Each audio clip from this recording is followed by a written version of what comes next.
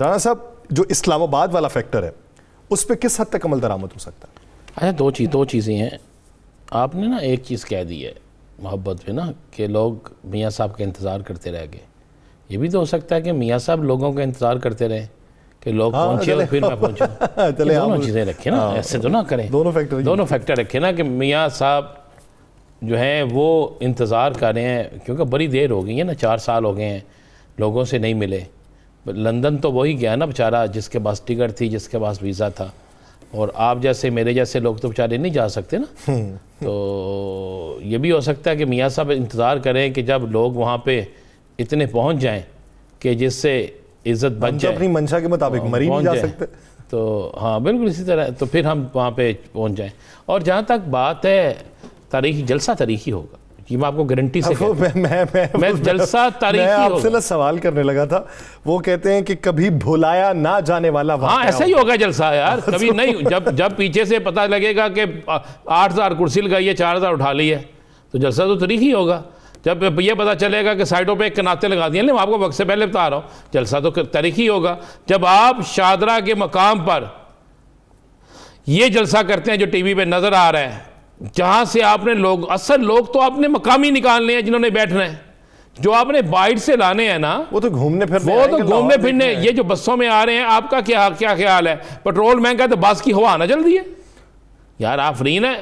Petrol अगर महंगा है तो बस में पेट्रोल नहीं भरेगा, डीजल ज्यादा महंगा है, बस में डीजल बढ़ता है। तो असल बात ये है राना साहब, ये भी तो सवाल पैदा होता है ना, कितने एमएनएस एमपीएस बसों में बैठ के आएंगे?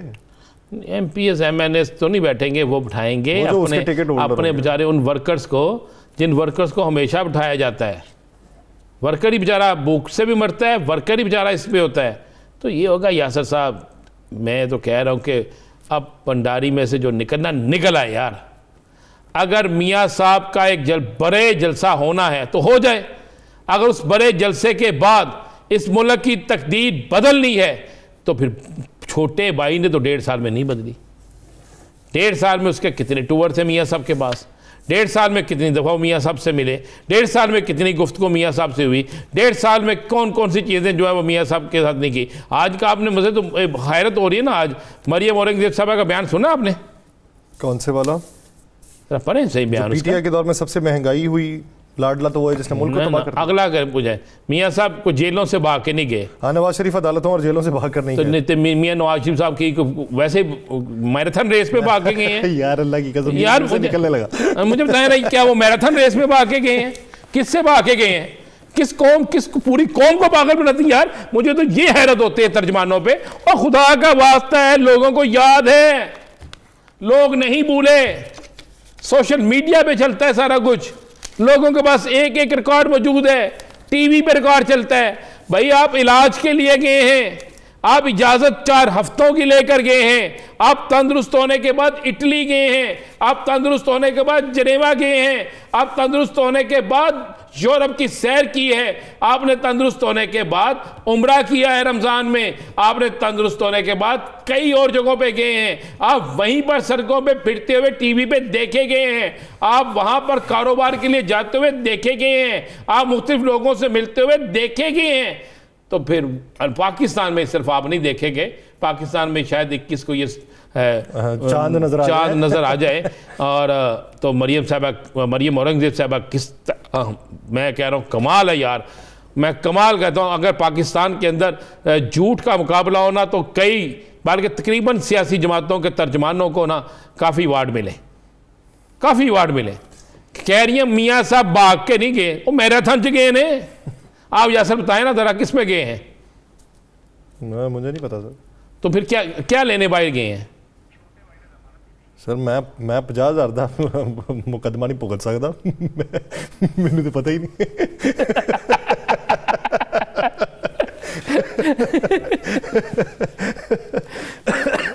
तो आप बात को आगे बढ़ा लें।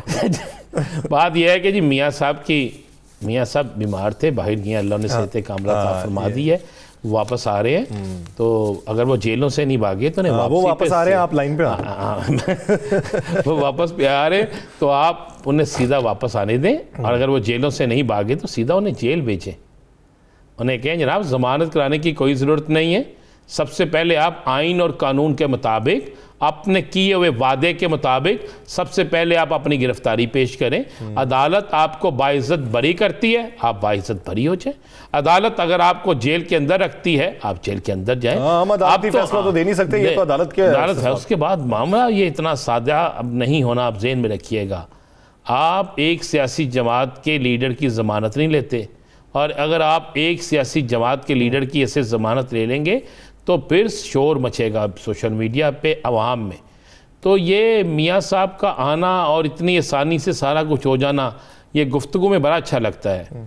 और चांदेक जो रहनुमा हैं उनके मुंह से भी बड़ी अच्छी बात लगती है, लेकिन जो कानूनी माहिर हैं वो जो बात कहते हैं उसका जवाब तो इनको देना हो सकता है कि एवन फील्ड की बात भी सुनी जाए। एवन फील्ड की फरियाद भी तो होगी ना, 4 साल गुजारे, मानूसियत तो हो गई मियाँ साहब से। हो सकता है कि वो कहे कि अभी ना जाओ छोड़कर, कि दिल अभी भरा नहीं।